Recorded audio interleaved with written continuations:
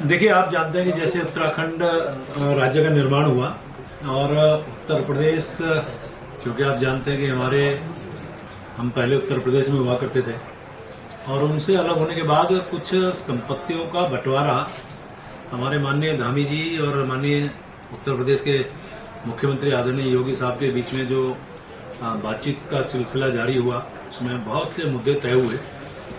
लेकिन अभी कुछ मुद्दे तय होने बाकी हैं, जिसको लेके मैंने आज अधिकारियों से बैठक ली है और उनसे कहा है कि हम जो हमारे ऐसे मुद्दे हैं जिनका निस्तारण होना बाकी है, तो उस पर हम लोग आगे कदम बढ़ाएं। क्योंकि आप जानते हैं कि हमारे यहाँ उत्तराखंड के अंदर जैसे वन निगम है और वन निगम को 99 करोड़ रुपया मिलना था और ये 2017 तक जब हमारी बैठक हुई 99 करोड़ रुपए जब मिलना था, तो हमने उसके अगेंस्ट जो हमारा ब्याज बनता है उसको जोड़ते हुए हमें 464 करोड़ रुपए और मिलना था, यानी कि हमें मिलना था 563 करोड़। अब ये हमारी तरफ से इसकी कार्रवाई हो, आगे हम लोग बढ़ें, कॉरेस्पॉन्डेंस करें, अधिकारियों के साथ चर्चा वार्ता करें कि वो पैसा हमें कैसे उत्तर प्रदेश से मिले। क्योंकि उसके बाद ये जो मैंने 2017 की बात बताई और 2024 तक की भी बात करें तो उसमें थोड़ा और ब्याज बढ़ेगा, तो ये जो राशि है ये बढ़ सकती है। तो मैंने वन निगम के जो अधिकारी हैं उनसे कहा है कि इसके लिए तुरंत वो पत्राचार करें। हालांकि उन्होंने बीच में ही पत्राचार किया है, लेकिन और उच्च स्तर पे हम लोग उत्तर प्रदेश से हम बातचीत करें ताकि हमें ये मसला हमारा हल हो सके। इसमें यह है कि जो पैसा हमारा था, हमारे पैसे के अगेंस्ट जो ब्याज मिला उसका इनकम टैक्स काट लिया गया। हमारी जो एक तरह से वो राशि देय बन गई, यानी कि हमें वो मिलनी ही है। यही बात मैंने कही है कि यदि हमने इनकम टैक्स भर दिया तो मतलब राशि हमारी हो गई। अब उस राशि को भी हम नहीं ले पा रहे हैं, तो ये निश्चित रूप से हमारे यहाँ अधिकारियों को थोड़ा मैंने बोला है कि भाई ये सब नहीं चलेगा, क्योंकि उत्तराखंड के लिए कोई भी राशि बहुत बड़ी है। उत्तराखंड के हित में हम जो भी कर सकते हैं हम करें। मेरे अधिकारियों के पास काम ज़्यादा हो सकता है, लेकिन ये काम भी उनका होना चाहिए कि जो हमने देना हम दे, हमें जो मिलना हमें मिले। ये उस तरह से था।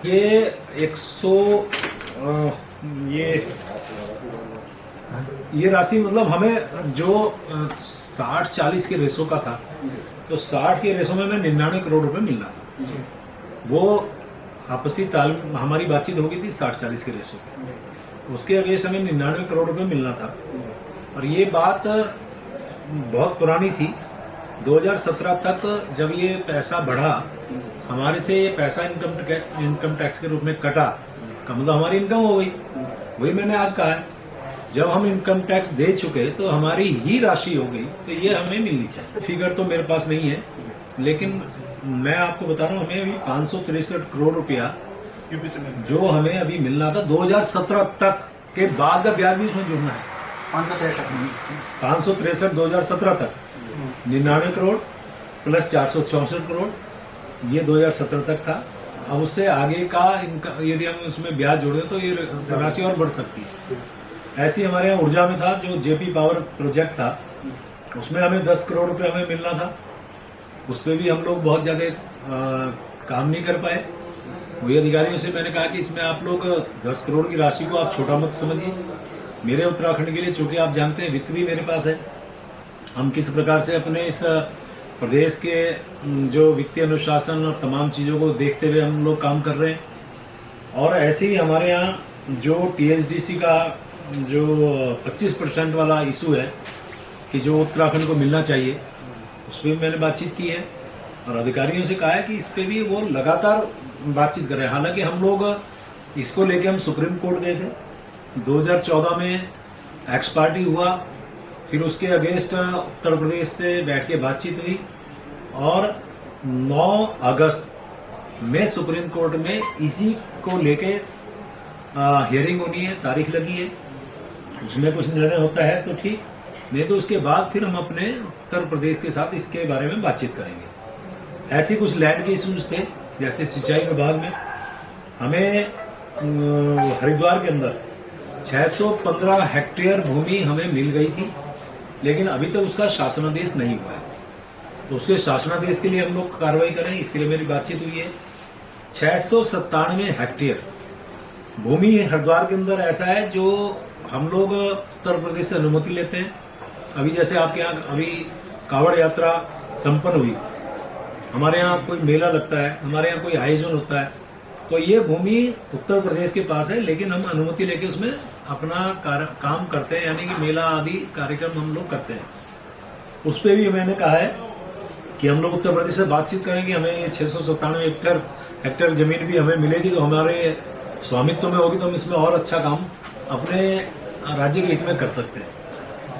इसी प्रकार उधम सिंह नगर में 332 हेक्टेयर जमीन जो थी और जिसके बारे में हालांकि बातचीत हो गई थी, बातचीत के आधार पर हमें 10 हेक्टेयर जमीन हमें मिली, लेकिन मैंने आज अधिकारियों से कहा है कि 332 के अगेंस्ट सिर्फ 10 हेक्टेयर हम लोग ले रहे हैं, तो शेष के लिए क्यों नहीं हम लोग प्रयास कर रहे हैं।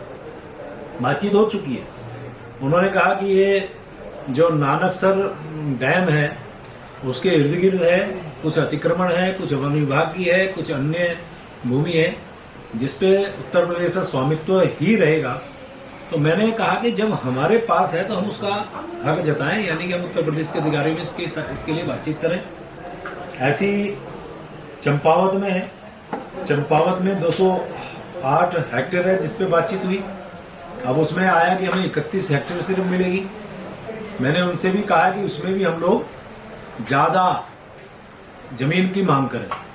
ये बनबसा जो हमारा डैम है, बनबसा का जो क्षेत्र है, वहां पे ये जमीन है। तो मैंने अधिकारियों से कहा है कि 162 हेक्टेयर के बजाय हम 208 हेक्टेयर में 31 हेक्टेयर के बजाय 162 हेक्टेयर पे अपनी मांग करें, अपनी बातचीत करें। यानी कुल मिला के ये जो निस्तारित भी होने हैं, इनके लिए आज मेरी बातचीत हुई है। बहुत जल्द फिर एक बैठक मुझे बुलानी है। हमें इसमें CS लेवल से या मुख्यमंत्री लेवल से भी यदि कहीं बातचीत करनी होगी तो वो भी करेंगे।